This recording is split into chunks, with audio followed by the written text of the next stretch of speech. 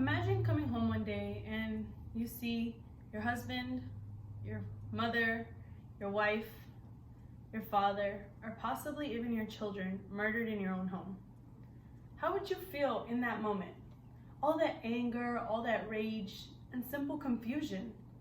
Would you be at ease with knowing that that person who got caught would be spending the rest of their life in jail? Or would you feel in that moment that they deserve capital punishment? Capital punishment is the legal authorization of killing someone as punishment for a crime that has been committed. According to the Death Penalty Information Center website, there are currently 29 states that retain the death penalty and 21 states that have decided to abolish the death penalty overall.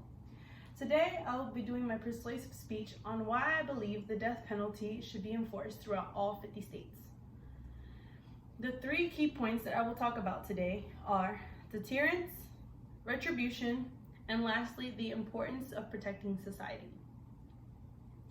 Based off the Death Penalty Center website, there are currently 2,673 inmates currently on death row, awaiting execution. One of the reasons why capital punishment should be enforced is because it provides a form of deterrence. Our society today has the biggest interest in preventing murders. In order to be able to obtain deterrence, there should be a strong punishment held accountable for the people that do commit these crimes, which in this case would be capital punishment, also known as the death penalty.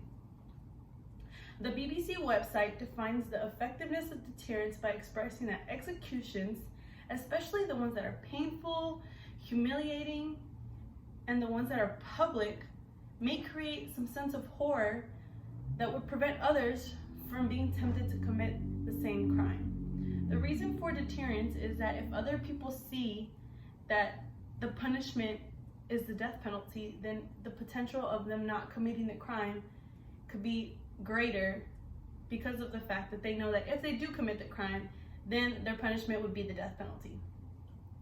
Another factor to take in consideration when thinking of the importance of the death penalty is the peace of mind that it provides the families that have lost someone. The eye for an eye type of mentality when thinking about this. The execution of the criminal that committed a heinous crime can bring mental closure for a family that has lost a loved one. This also includes the justice that would be given to the innocent children that are robbed of loving parents at the hands of evil murderers. Everyone has a chance to do right or wrong. Everyone is given a choice.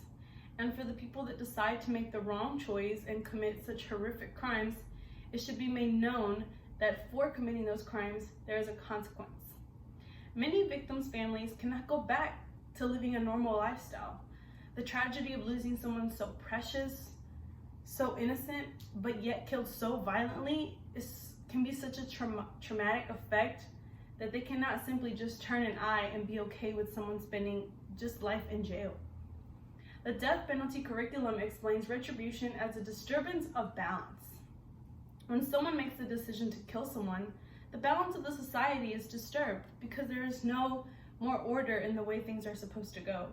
The death penalty offers an opportunity for families to be able to sleep at peace at night in knowing that the person that took away someone so special in their life will never cause that pain to another person or yet to another family.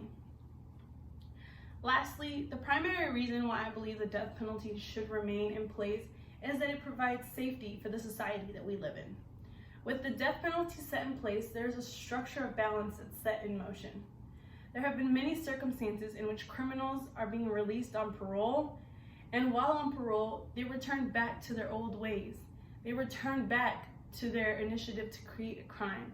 Giving a criminal who has committed a murder a life sentence does not necessarily mean that that criminal will not commit crimes while they are in prison. There are facts that state that criminals that remain in prison forever, since they know that they will be in jail for the rest of their life, they work through the system. And while they are serving their life sentence in jail, there is a possibility that prison guards are killed in the process in their line of duty.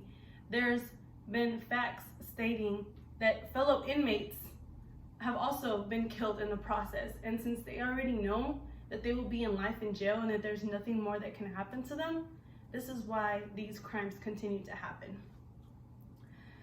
Let's think of the most recent crime that resulted in the death penalty. On June 15th, 2015, Dylan Roof walked into a South Carolina historically black church and opened fire on church members, resulting in 9 deaths. According to the USA Today, a letter obtained from Dylan Scott in jail awaiting trial stated, "I would like to make it crystal clear. I do not regret what I did.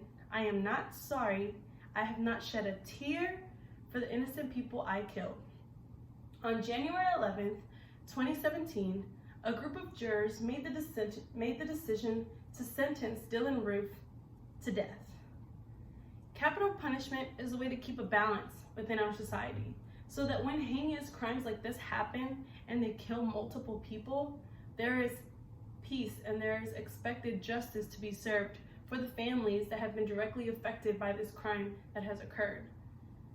I personally believe that the death penalty is a way to help our society keep criminals like that off the street, so that if a crime like that occurs, someone in a family or someone that is affected knows that they will be sentenced to death and that they no longer will cause harm to themselves.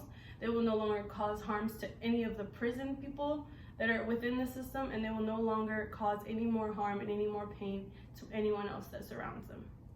And this is why I believe that the death penalty should remain in place within all 50 states. Thank you for listening.